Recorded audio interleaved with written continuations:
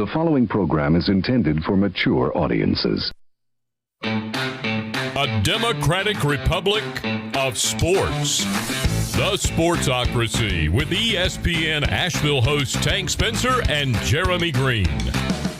Welcome into the Wicked Weed Studios, wickedweedbrewing.com. Drink different. This is the Sportsocracy's three-round mock draft of the Cleveland Browns. I'm Jeremy Greene of ESPN Radio. This is Brian Haynes. We'll bring you every team in the NFL. Make sure you click the little beer icon in the bottom right-hand corner to know every time we put out new content. And when we go live for the 2021 NFL Draft, we will be here for every pick, instant analysis, podcasters from all over the country. It's going to be a fun time. Brian, Cleveland, I have to say it, they're very talented. Yeah. I'm still not sold on Baker Mayfield, and I'm probably never going to be. But the talent around him is fantastic. If you're the Cleveland Browns, what are you looking for in the 2021 NFL Draft? I think the Cleveland Browns have a luxury that a lot of teams do not have, in that they can just basically pick the best player at each position, and they're looking for depth. They had a fantastic offseason. This team goes as far as Baker Mayfield takes them, and, to be honest with you, I'm a little scary about Odell coming back into a system. They re-signed Rashard Higgins, which I would think was a big, huge thing to do because he's familiarity with Baker Mayfield. But Odell seems to have Baker's ear or mind or something to where when he's in the game, he decides that he wants to push the ball to him, and that gets him in precarious positions. I think they will look for a playmaker of some kind in this draft. I'm not sold Odell Beckham is on this team next year. He could very well be. But I think if Cleveland had their druthers, he wouldn't be. Yeah. So let's get into it. With the 26th pick in the 2021 NFL Draft, the Cleveland Browns select Christian Barmore, the defensive tackle from Alabama. The thing about this kid is that his good is unfucking believable. Yeah. His good shined through in the college football playoff final. Yeah. He was all over the field. He was defensive player of the game. His good is really good. I think there's a myth about him. I'm going to let you give your analysis, and then I'll tell you what that myth is. Yeah, he's got above average feet, and he's really explosive off of the jump. I believe that his freestyle approach gets him in a lot of trouble, especially against screen passes where he gets in too deep and he can't recover in time. The myth to me on Christian Barmore is everybody says he's the best nose tackle in this draft. No, he's not, because he's not a nose tackle. Mm-hmm. He's not. He's too high cut to be a nose tackle. He's not a block eater. He's not any of those things. He is an elite defensive tackle that I think would be a replacement for Sheldon Richardson. Right. And I think he would be fantastic. You put him next to Myles Garrett. He's strong against the run. He has great bend for a defensive tackle. I think he projects as a really good pass rusher from the interior in the NFL. And I think he fits Cleveland's schemes phenomenally. Yeah. Where I think teams will get into trouble if they take him is trying to put him as the nose in a 3-4, and I don't think that's what he is. And I've never thought that's what he was. Yeah. But he is a tremendously talented kid, and he would be really good in Cleveland. With their pick in the second round, I have them taking Ronnie Perkins, the edge from Oklahoma. To me, he's a situational guy. I think he can be an elite level situational pass rusher at the next level. Brian, what are your thoughts on Ronnie Perkins? He is a little bit undersized for an edge rusher, weighing in about 250. He could gain some weight, and I think that would be beneficial for him. But he finds gaps, and he bursts into them. He's a little bit more of a... He gets really good pad depth, and he slips off his blocks. But I think physical tackles will be able to throw him around a little bit. That's why I think if you can get him in the weight room, add about 20 to 30 pounds of this guy, he can be an absolute disaster for teams, for sure. To me, this is the better decision to put on the other side of Myles Garrett than Jadeveon Clowney. I've always said Jadeveon Clowney lives off one hit he made in college and what we thought he was going to be coming out of high school. He was very good, and he's been a pretty good run defender and a below-average pass rusher his entire time in the NFL. I think this is building your team from the inside out.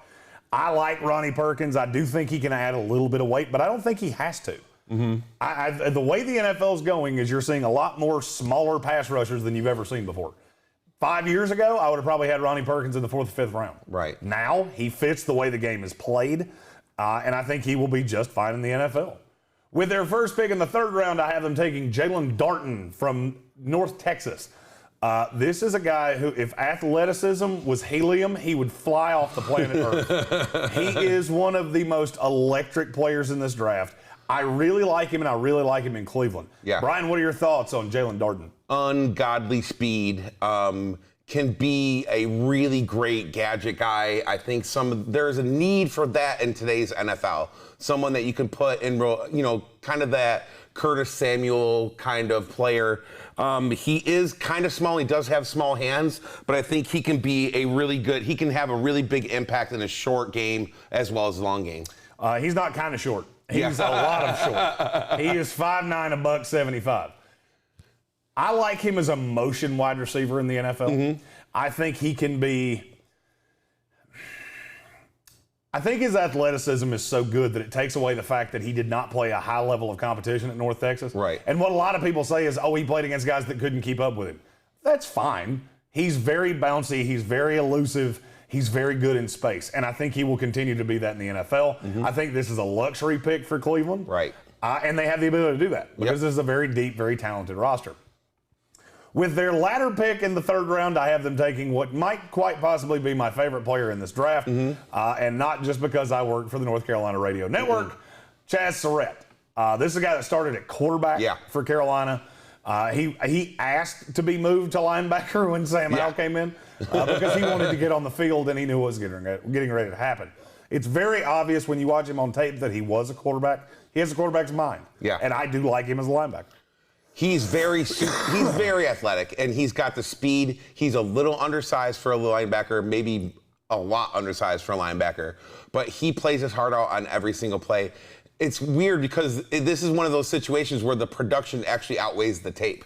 It's usually the other way around, and but he does have the strength and size is a little tough, but I think, again, this is someone who started off at a quarterback, so he can probably add some weight, add some muscle, and he could fit right into a system. Again, another luxury pick, I think, is going to be for more depth with Cleveland. And this team has, the sky's the limit for this team this year. He is a phenomenal blitzer. He has great sight, great eyes. He has pretty good eye discipline. I will give you Chaz Cerrep in a nutshell. If you watch the Virginia Tech, Florida State, Virginia tape, you would think he's not a draftable player. Right. If you watch Syracuse, Duke, Wake Forest, Miami, Notre Dame, kind of NC State, those tapes you see plays jump off the screen. He can just do things that very few linebackers can do. He, to me, has the potential to be better as a linebacker in the NFL than Micah Parsons, Jeremiah Owusu-Koramoah. His high end is that high. He has to go to a team that doesn't need him to be a high-level producer right now. Right. And I think that's Cleveland. Yep. This is a pick to me for 2 years from now when you're playing when you have to pay Baker Mayfield $30 million. Yeah. At that point, you're going to need guys like Chaz Cerrep that you have developed in your system. They're still on rookie deals. You're not paying them a copious amount, but their production on the field outweighs what you're paying them. Yep. Live from the Wicked Weed Studios, I'm Jeremy Greene. This is Brian Haynes, and this has been the Cleveland Browns 3-round mock draft. Be sure to click the beer icon in the bottom right-hand corner so you'll know every time we go live, including every pick of the 2021 NFL Draft that will be live right here. Every pick, instant analysis, podcasters from all over the country giving you analysis on what your team does in the NFL Draft. As always, we were brought to you by Wicked Weed Brewing, wickedweedbrewing.com. Drink different.